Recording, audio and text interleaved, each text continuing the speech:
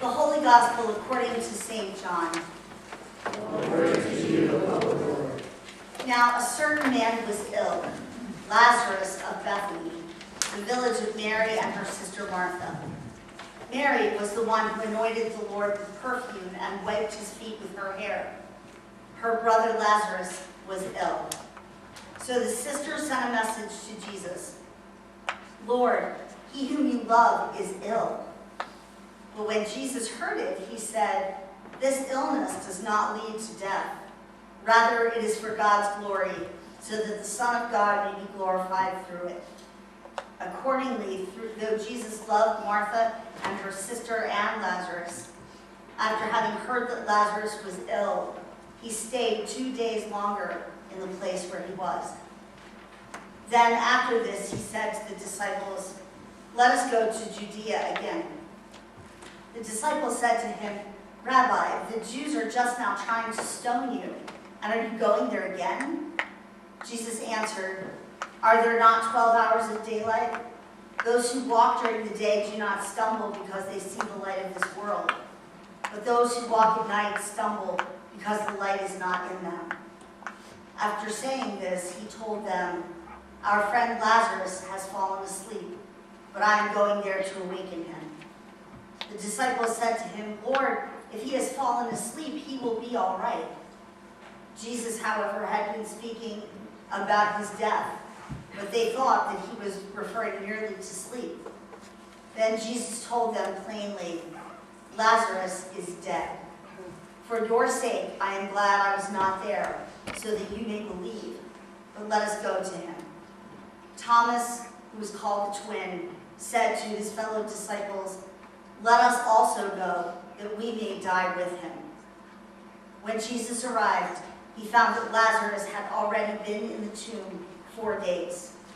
Now Bethany was near Jerusalem, some 2 miles away, and many of the Jews had come to Martha and Mary to console them about their brother. When Martha heard that Jesus was coming, she went and met him, while Mary stayed at home. Martha said to Jesus, Lord, if you had been here, my brother would not have died. Jesus said to her, your brother, but even now I know that God will give you whatever you ask of him. Jesus said to her, your brother will rise again. Martha said to him, I know that he will rise again in the resurrection on the last day. Jesus said to her, I am the resurrection and the life. Those who believe in me, even though they die, will live. And everyone who lives and believes in me will never die. Do you believe this? She said to him, yes, Lord. I believe that you are the Messiah, the Son of God, the one coming into the world. When she had said this, she went back and called her sister Mary and told her privately, the teacher is here and is calling for you. When she heard it, she got up quickly and went to him. Now Jesus had not yet come to the village, but was still at the place where Martha had met him. The Jews who were with her in the house consoling Mary,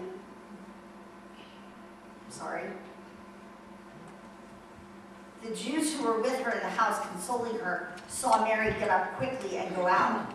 They followed her because they thought that she was going to the tomb to weep there. When Mary came where Jesus was and saw him, she knelt at his feet and said to him, Lord, if you had been here, my brother would not have died. When Jesus saw her weeping and the Jews who came with her also weeping, he was greatly disturbed in spirit and deeply moved.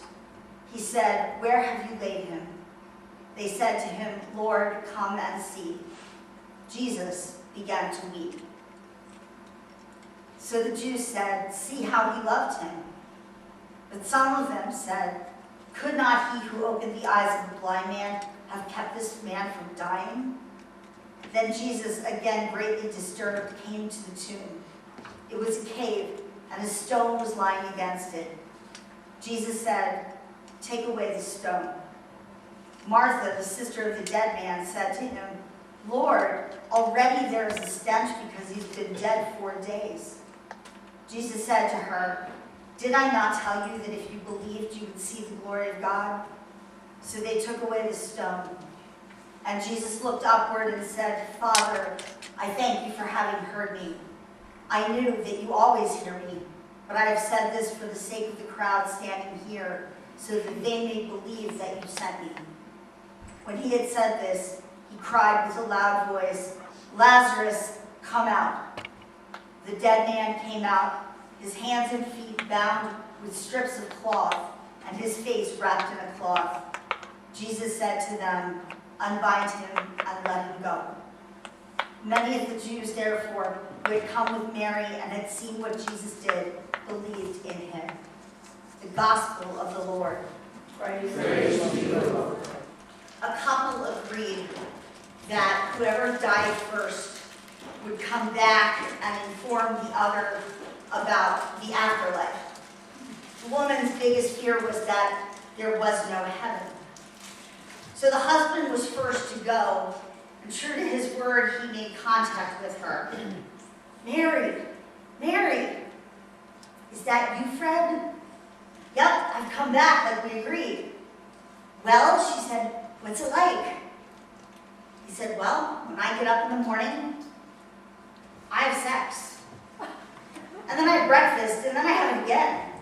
And then I bathe in the sun, and then I have it 2 more times, and then I have lunch. And then I have it all afternoon and into the early evening until bedtime. And then I start all over again the next day. And she goes, oh, Fred, you surely must be in heaven. And he says, shoot, no, Mary, I'm a rabbit in Kansas.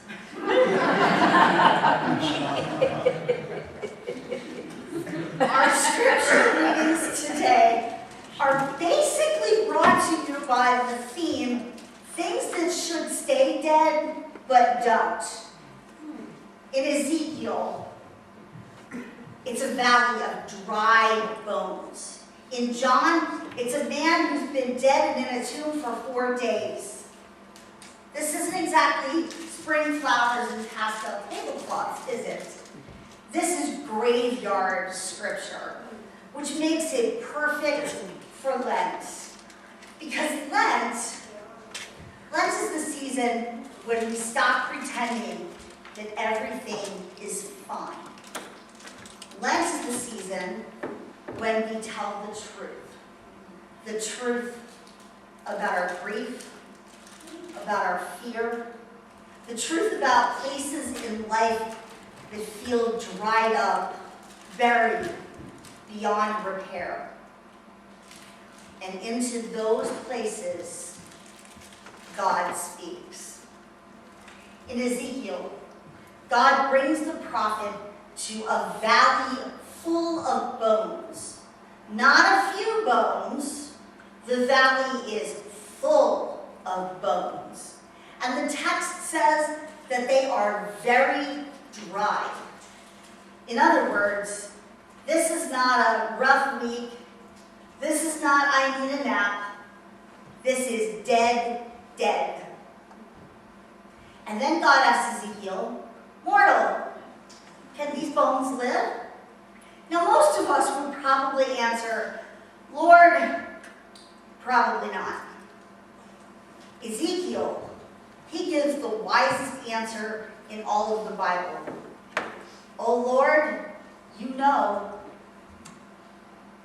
Then in John 11, we meet Lazarus.